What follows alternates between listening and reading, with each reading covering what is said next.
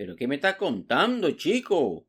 Este es el viejo Nacho y su compañera Laika transmitiendo para todo. Te quiero contar una cosa que me ha pasado, y es que fíjate que para variar un poco estaba en el parque con mi perra, sentado ahí en una banca, y de pronto, fíjate, aparece una señora con cara de angustia y me dice: ¿Ha visto usted a Lucía Fernanda? Es blanca ella, con colitas en el pelo y lleva una blusa azul, me dice. Pues no, le dije, pero mire, ¿por qué no va a buscar allá donde están aquellos niños? Quizás se ha ido a subir a los columpios. No, me dice, si estuviera allí, estuviera ladrando, que los niños la ponen nerviosa. Pero señora, ¿quién ha enseñado a ladrar a la niña? Le digo yo. ¿Pero qué niña? Me dice, si Lucía Fernández es mi perra. Hombre, le digo, es que con ese nombrecito, pues está fácil confundirse, pero mire, no será aquella con cara de satisfacción que está pegada con aquel Doberman. Dios mío, me la han violado, me dice. Que no, que solo es la naturaleza haciendo su trabajo. Y alégrese, mujer, le digo, que en unos meses va a ser usted abuela. Y salió la pobre señora a rescatar a su perra. Al poco rato apareció un señor y me dice: disculpe, ¿ha visto usted a Jasper? Es así de este tamaño, pelirrojo y lleva un collar de colores. Pues no, le dije, pero mira, ¿por qué no lo va a buscar allá, por donde está aquella señora despegando esos perros? Más atrás se ven otros perros que creo que están teniendo una orgía. Pero ¿por qué mi niño iba a estar entre esos perros? Me dice.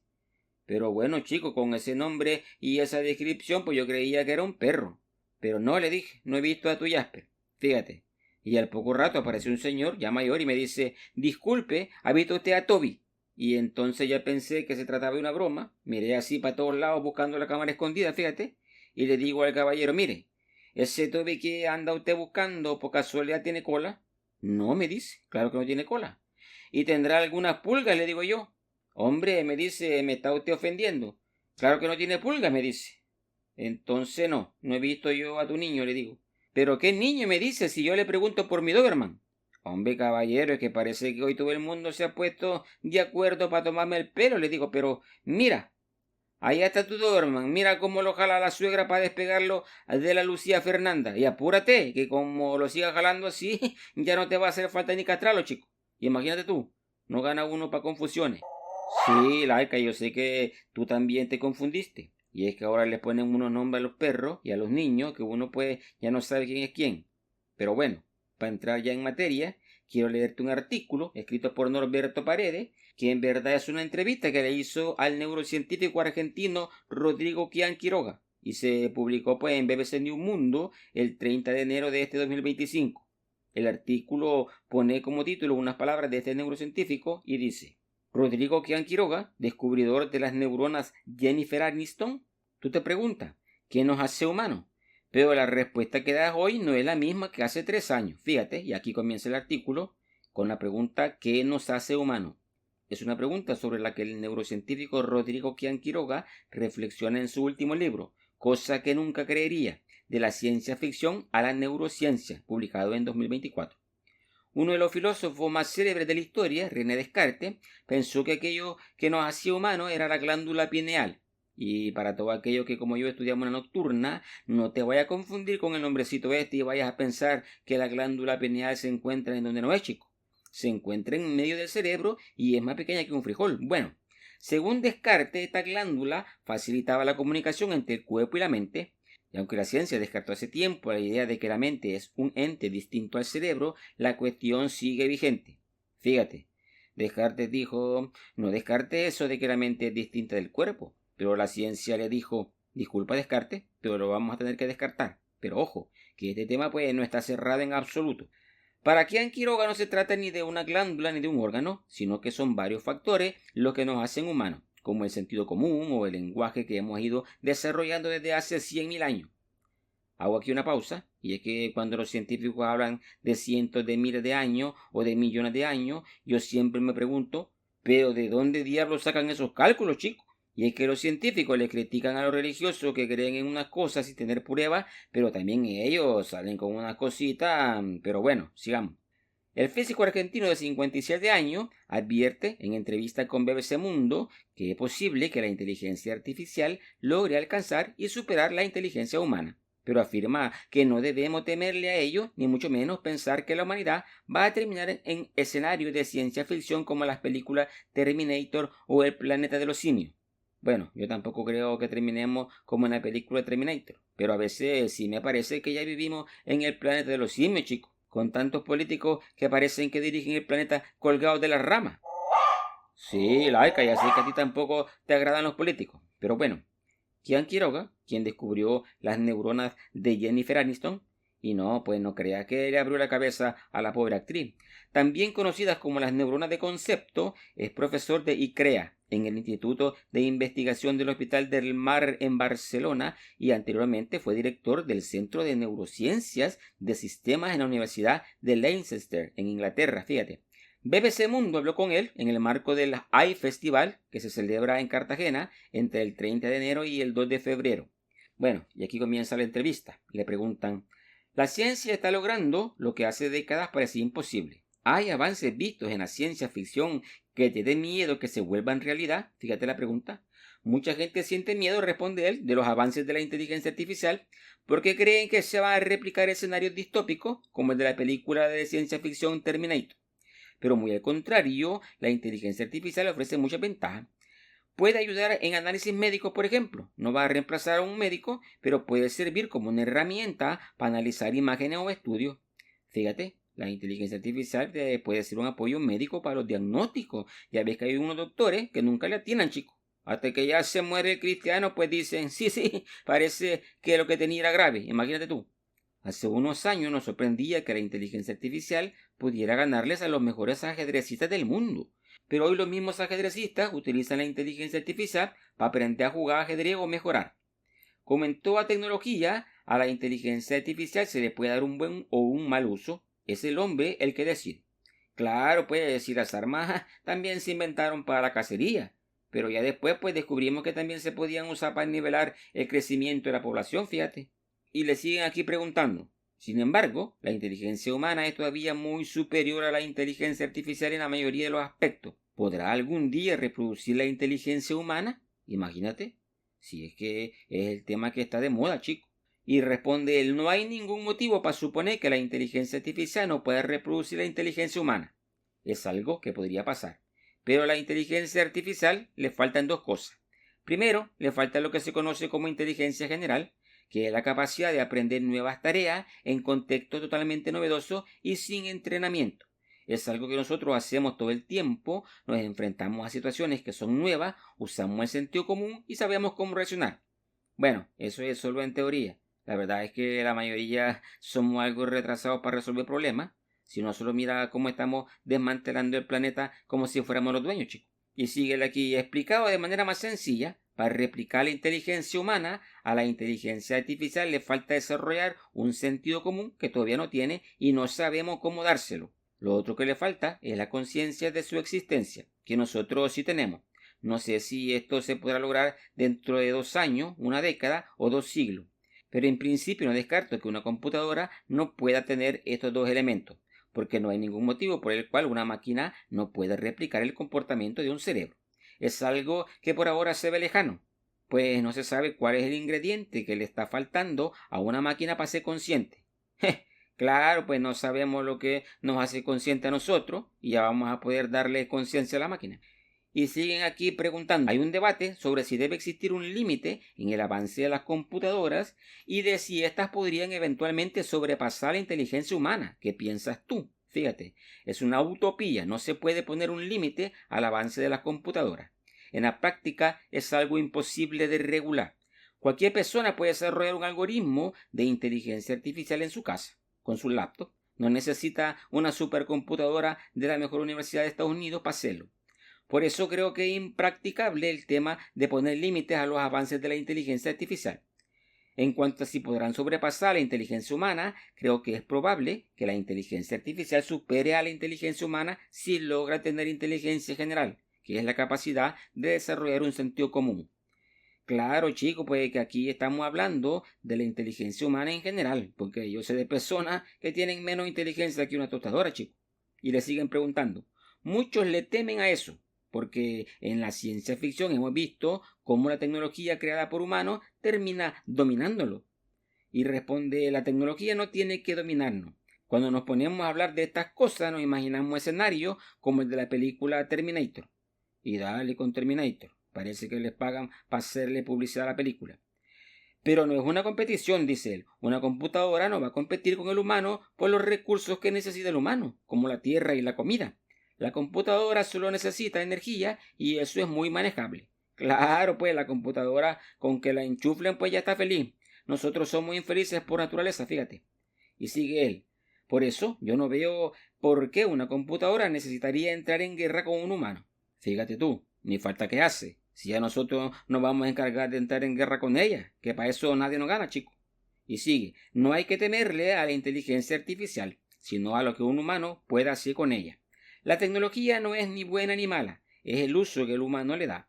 Algo que me da miedo son los videos falsos de deepfakes que hace la gente, pues, que se pueden utilizar para difamar a otra persona. Eso es posible hoy gracias a la inteligencia artificial, pero no es culpa de la tecnología, sino de quien hace el video falso. Claro, pues esos videos pueden ser muy peligrosos. Fíjate que el otro día vi un video de un reggaetonero muy famoso que cantaba muy bien mientras usaba un disfraz de conejita de Playboy. Bueno, lo del disfraz cualquiera se lo creía, chico. Lo que nadie se creía era que cantara muy bien. Y le siguen preguntando aquí al neurocientífico. El descubrimiento de las neuronas de Jennifer Aniston, también conocidas como neuronas de concepto, cambiaron radicalmente tu carrera científica. ¿Qué te llevó a este descubrimiento? Y responde él, yo descubro estas neuronas tras registrar neuronas individuales en humanos por electrodos implantados por motivos clínicos para curar a pacientes con epilepsia. Lo primero que veo es que hay neuronas que responden a conceptos específicos, sean Jennifer Aniston, Halle Berry, Maradona, sea quien sea. No responden a detalles, sino solamente al concepto. Es decir, no responden a cómo se ve la persona en una foto en particular, sino que responden a la persona independientemente de cómo la muestre. Este sorprendente descubrimiento fue la primera etapa. En la segunda fase, vimos cómo estas neuronas están involucradas en la formación y la codificación de memoria. Como cuando una persona recordaba algo nuevo, estas neuronas lograban codificar memorias nuevas.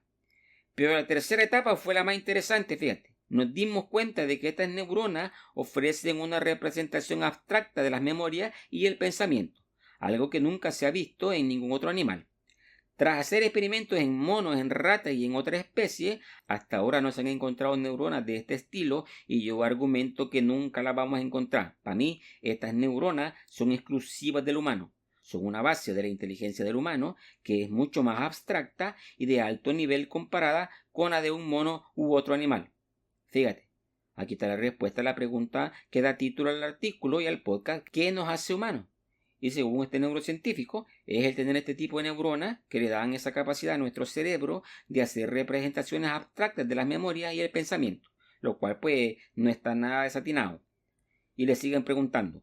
Hace unos años se decía que las máquinas solo podían responder a rutinas escritas por un usuario y en principio no podían pensar por sí mismas. ¿Está la ciencia cambiando esto? Fíjate qué pregunta. Lo fascinante de la inteligencia artificial es que decir que las máquinas solo responden a rutinas escritas era muy cierto hace 10 años, pero hoy no lo es gracias a los avances que se han logrado. Actualmente lo pongo en duda. Ya no se puede decir que la máquina solo responde a código o a rutinas escritas por un usuario. Hoy puedes hacer que una máquina aprenda y que empiece a responder no solo en base a ciertas reglas, sino a todo lo que aprendió entrenándose consigo misma. En este sentido, ya no se diferencia tanto del humano. Y le vuelven a preguntar. Hay científicos que aseguran que el cerebro también es en el fondo una máquina. ¿Estás de acuerdo? Sí, es lo que en filosofía se llama el materialismo. Se basa en que la actividad, los pensamientos, los sentimientos, las emociones no son más ni menos que la actividad de las neuronas. El sustrato de todo se debe al disparo de neuronas. No se trata de algo mágico dando vueltas, ni que la mente está disasociada del cerebro, como aseguró René Descartes hace siglos. Bueno, ya dijimos que este tema todavía está en discusión. Yo creo que no es que la mente esté disasociada del cerebro, es que todavía pues no sabemos con certeza la forma en que se asocian, chicos. Y le siguen preguntando. Entonces, ¿qué diferencias fundamentales hay entre la inteligencia de un humano y la que podría llegar a tener una computadora? En cuanto al sustrato material, no hay diferencia entre la inteligencia de un humano y la que podría llegar a tener una computadora. Nuestro cerebro funciona por conexiones entre neuronas y la base de las neuronas, la base de la vida, es el carbono. Una máquina funciona por conexiones de transistores o de circuitos y la base de eso es el silicio. Entonces yo no veo por qué algo que se hace con carbono no se puede replicar con silicio o porque algo en silicio no pueda replicar lo que se hizo con carbono. Pero lo que sí le falta a la inteligencia artificial es algo que dije anteriormente, le falta desarrollar inteligencia general y conciencia de su existencia. Fíjate, como ya lo mencionamos en otro podcast, es la conciencia la que nos diferencia de las máquinas. Eso es realmente lo que nos hace humanos. Y le siguen preguntando. En el libro también aborda la conciencia animal. Dada la poca diferencia entre el ADN de los humanos y el de los primates superiores, ¿crees que todavía es posible que algún día los animales lleguen a replicar la inteligencia humana? Aquí creo que se le fue la mano un poquito al periodista con una pregunta. Y responde él, se puede decir que el ADN del mono es muy parecido al humano. Si analizas el cerebro de un simio, de un chimpancé o de un macaco, tres especies que son más inteligentes que los monos, y lo comparas con el cerebro humano, tampoco es tan distinto. El cerebro humano es 3 veces más grande que el de un chimpancé. La evidencia sugiere que la diferencia no está ligada al ADN, sino a que hay algo anatómicamente en el cerebro humano que es irreproducible. En otras palabras, el sustrato material es muy parecido, pero la diferencia es que funciona distinto. Es como que comparemos dos computadoras, una un poco más grande que la otra, pero la que es un poco más grande es infinitamente más poderosa que la más pequeña. Entonces se puede decir que la diferencia entre el cerebro del hombre y el de otras especies no está ligada a sus características fisiológicas, sino a que funciona de manera distinta. Y le siguen preguntando. Ya se ha intentado enseñarles cosas a los primates sin mucho éxito. ¿Qué ha pasado exactamente y qué les dificulta la enseñanza? Y responde él, se han hecho muchos experimentos en los que se ha tratado de educar a chimpancés desde pequeños como si fueran bebés humanos. Fíjate, así como Tarzán, pero al revés. Pero llega un momento en que la inteligencia del humano se dispara y la del primate se queda estancada. La diferencia entre el hombre y los otros animales es que los humanos hemos ido evolucionando con el lenguaje desde hace unos 100.000 años. Al usar el lenguaje, pensamos con abstracciones porque cada sustantivo es una abstracción. Las palabras son abstracciones de la realidad. Eso el primate no lo tiene. El mono no cuenta con el lenguaje, emite chillidos, tiene una manera de comunicarse, pero no le atribuye palabras a las cosas que lo rodean. Pensar de una manera más abstracta y 100.000 años de evolución con el uso del lenguaje son cosas que le abrieron paso a la creación de las neuronas de concepto. Y le preguntan aquí. Entonces el lenguaje es otra de las cosas que nos definen como especie, además de la mente, el sentido común y la conciencia. Sí, responde él, pero un mono también puede tener sentido común. Puede saber que hay algo que no le conviene hacer y prever que hay un peligro. Su sentido común no tiene el nivel de sofisticación que tiene la inteligencia general del humano, pero al menos tiene sentido común, algo que las máquinas aún no tienen. Las máquinas te confunden, te engañan de cierta manera, porque son imbatibles en tareas muy específicas. Si pones a una máquina a jugar ajedrez es imbatible, pero esa misma máquina no puede reconocer cara. No puede salir a la calle y manejarse por sí sola. Si la pone a un cuerpo, solo sabe jugar al ajedrez y nada más. Y le sigan aquí preguntando, ¿a qué gran desafío se enfrenta la neurociencia en este momento? Y él responde, yo en el epílogo del libro hablo de que no solo la neurociencia está cambiando, sino que la filosofía también, y muy rápido. Hay una revolución y un cambio de paradigma. Yo creo que el desafío que enfrenta la neurociencia es que está en medio de una revolución. Se está refundando, pero gran parte de la ciencia y el pensamiento humano también está en lo mismo. Tú te preguntas, ¿qué nos hace humanos? Pero la respuesta que das hoy no es la misma respuesta que daba hace 3 años. La diferencia entre un humano y un androide no es tan obvia, porque hay cosas que antes se le atribuían exclusivamente al humano, pero hoy vemos que también las pueden hacer las máquinas. Entonces yo creo que los desafíos no son solo tecnológicos y de experimentos específicos, sino que son mucho más profundos porque es como nos estamos replanteando las grandes preguntas de la historia de la humanidad. ¿Qué nos hace humanos? ¿Qué es la conciencia? Hay un montón de preguntas que creíamos que no se podían contestar y hoy estamos empezando a hacerlo. O son preguntas que creíamos que ya las habíamos contestado, pero ahora estamos cambiando la manera en la que vemos las cosas y nos estamos replanteando lo que antes creíamos que sabíamos. Y le vuelven a preguntar, ¿qué avances vistos en la ciencia ficción consideras que son imposibles de hacer realidad? Yo creo que la posibilidad de ser inmortales, de prolongar tu vida después de la muerte, es imposible. Puedes creer que hay una vida más allá, por una cuestión religiosa, y eso es aceptable. Pero pienso que es imposible poder prolongar tu vida mediante un dispositivo de inteligencia artificial. Creo que a partir del momento en que te mueres, tu vida en la Tierra se acaba.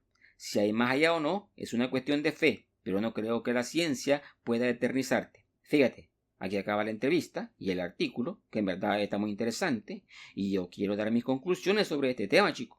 ¿Qué es lo que nos hace humanos? Bueno, aquí hay aspectos de forma y de fondo, es decir, hay aspectos puramente físicos y aspectos que no son físicos. Aquí el neurocientífico asegura que las neuronas de concepto que descubrió son exclusivas en el ser humano y podrían ser la clave de que podamos pensar y procesar la información de la manera en la que lo hacemos. Algo que nos diferencia de los otros animales y de las máquinas. Es decir, que por el lado puramente físico somos humanos por nuestra apariencia. Claro, como todas las especies animales tenemos rasgos morfogenéticos que nos hacen parecidos. Bueno, unos más feos que otros, pero en general parecidos. Pero yo creo que esta apariencia física no es lo que nos hace humanos. De hecho, ahorita mismo se están desarrollando robots con una apariencia humana tan impresionante que en poco tiempo pues ya no vamos a saber quién es quién. Por no hablar de las muñecas sexuales que se están fabricando, chicos, que son tan realistas que un vecino mío, fíjate, compró una y dejó a su mujer. Dice que, aunque la muñeca es muy cara, con lo cara que le salía a su mujer, pues ya es bastante lo que se está ahorrando. Y es que encima dicen que la muñeca, esta pues no le cambia de canal cuando mira el fútbol, ni viene con suegra incorporada, fíjate, dice que es todo ventaja. Bueno, en gusto se rompe en género, pero bueno, yo creo que lo que nos hace humanos es la forma en que nuestros aspectos morfogenéticos nos hacen seres conscientes, ya que es nuestro tipo de conciencia la que nos hace diferente a cualquier otro ser vivo. Es esta conciencia la que nos permite hacer abstracciones de lo que percibimos, usar un lenguaje y reconocernos a nosotros mismos dentro de la realidad. Y puede que me equivoque, o que tú estés o no estés de acuerdo, y eso es bueno porque poder equivocarnos y sacar nuestras propias conclusiones es lo que nos hace humanos. Bueno, este ha sido el podcast del día de hoy. Espero que te haya gustado. Y si no, pues alguna neurona de concepto puede ser te ha desajustado. Quiero despedirme dejándote esta frase para la reflexión. No será sorprendente que en el futuro haya máquinas que parecerán seres humanos. Lo sorprendente es que en el presente hay seres humanos que parecen máquinas. Este ha sido el viejo Nacho y su compañera Laika transmitiendo para todos ustedes y recordándole que si se van a reír, que sea en serio y pórtense bien porque siempre es más barato.